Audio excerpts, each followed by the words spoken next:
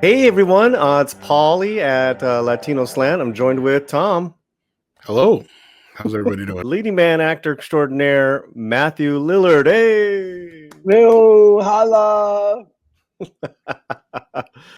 Believe it or not, in my ventures, I've talked to a lot of prolific producers and directors and actors, but you've got to be one of the more prolific actors I've ever talked to, Matthew.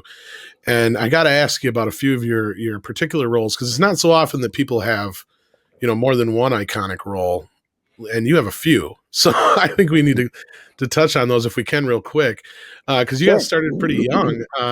But I think the one that stuck out first for everybody is your character in Hackers, because it's become a huge cult favorite.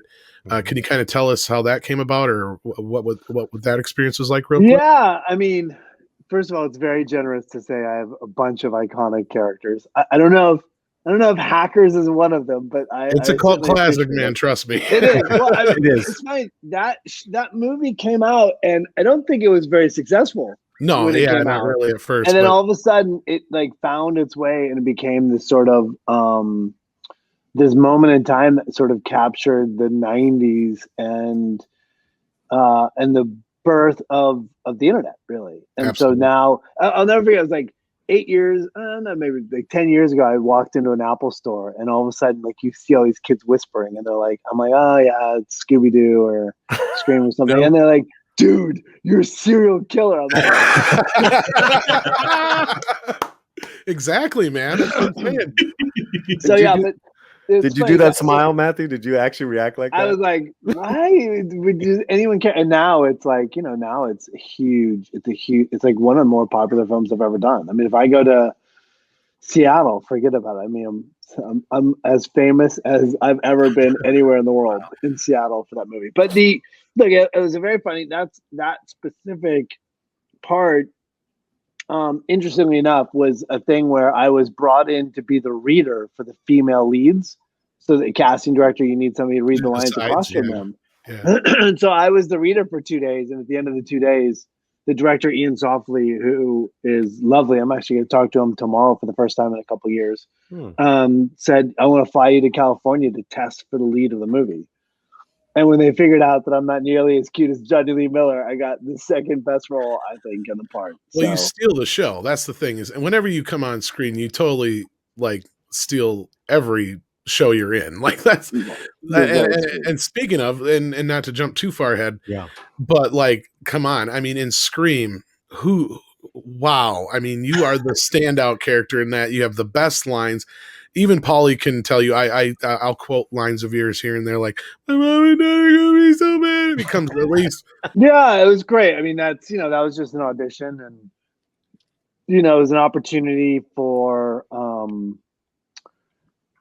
mean, it was a movie that came out of nowhere. It's a bunch right. of kids that were sort of young and dumb and full of like ignorance because we were didn't it was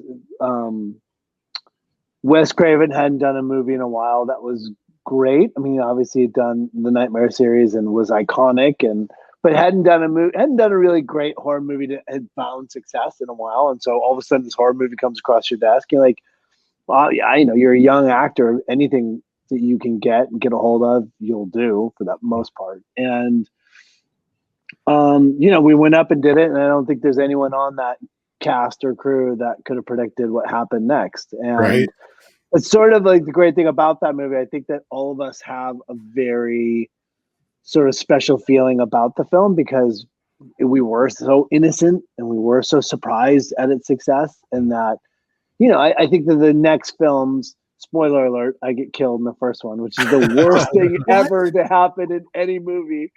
To But die in the first of like five, but right. the movie goes on, and as the franchise continues, it never sort of captured that innocence again because it was No. this franchise that had a lot of value and was worth a lot of money, and so all of a sudden people paid attention to it in a much different way, and so I think Yeah.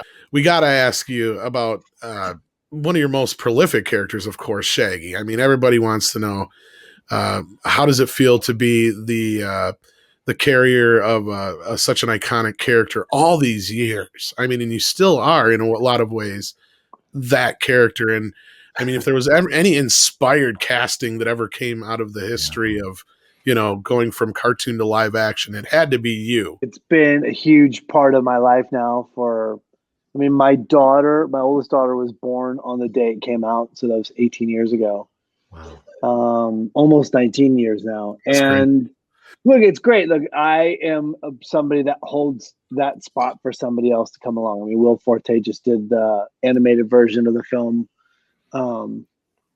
My daughter just walked in. She has funny makeup on. So I'm The one born on a different daughter. Different daughter? Yeah. Okay. All right. But there's something nice about being a placeholder and holding up a piece of history. Casey Kasem was the original voice of Shaggy, and I loved Casey, and he was a dear man and held that voice and that character in a way that he respected the character and carried it for 50 years. So I'm not 50, he did it for 45 something. And then, so when it was time for somebody else to step in, I said after the movie that I would love to be considered for the part. And I was lucky enough that they asked me to do the voice. So I've done it now for like the last 14 years or so. And it's amazing. Yeah, it's great. Look, it's somebody will be the voice of Scooby or Shaggy after me, and they will continue. So it's my job to sort of, honor Casey and honor the work he did, and sort of keep that voice and that character as pure as I can for as long as I can. My personal favorite is go ahead, please. Matt and the Descendants. So there you go. That wasn't really my question. It was more of me giving props to such a wonderful performance. That reminded me how just how versatile you are, man. I was like, damn. Congrats on that on that one. And you adapt or die. I mean, if you're not as good looking as one of the Helmsworths, you better be able to adapt. And I was never that good looking, so I better be able to to bring my shit to the job. I mean, my job was to be as great as I can. I can be with whatever lines I get. So, look, I think that you go back and watch a lot of my early films or a lot of my early work, and you're like, I was a spazzy kid bouncing off walls and chewing scenery, and now I get to do more. I mean, Descendants is a great movie. I don't have a lot to do in that movie, but that movie's incredible. But there are other things that, The Bridge, we're talking about, of The Bridge was an unbelievable achievement for FX. It was, Spanish and English. And, the sort of work we did there, the sort of work I did there is the work I'm so proud of. It's ridiculous. As far as growing up, what was your first interaction with the Latino culture? Was it a movie? Was a best buddy named Paco down the street from school? I don't know. But funny. When did you? Thank you. Sure. When did you take to? When was that connection made? I know I got a good story from Tom, but what was yours? From 10 on, or from 14 years, 12 on, I've been in Southern California, so I don't really remember. It's so clear to me. It's such a big part of my life. I mean, my wife's totally bilingual. My children are bilingual. Spanish is spoken in this house all the time. I mean, it's sort of like, it doesn't even occur to me when it was, because it's been so long and such an integral part of sort of the fabric of your life in Southern California.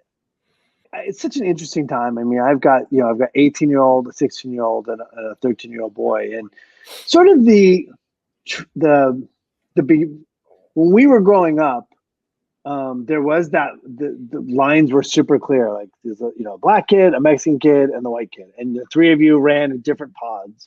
And I just don't see that in this generation in Southern California. Maybe that's happening somewhere else in America. Maybe that's happening in different parts of the world. But I do think LGBTQ, queer culture, Hispanic, it doesn't matter. I mean, it's all coming together. And I do think that these younger kids are like, what is the big fucking deal? I just think the younger generation it doesn't see it that same way. And I will just say that you have to step on the shoulders of great men and women to rise up, right? You don't just do it by yourself. And so I think that when you look at great artists who are tearing, who have spent their careers tearing away the walls so you don't even see them, every single time you're stepping on those shoulders to look over them. Artists are giants, and that's where the world changes. Great answer. And he's a giant. I love it. Yeah, you just answered it, Matt. I mean, Oliver, you could speak on that, but I know we have to wrap it up.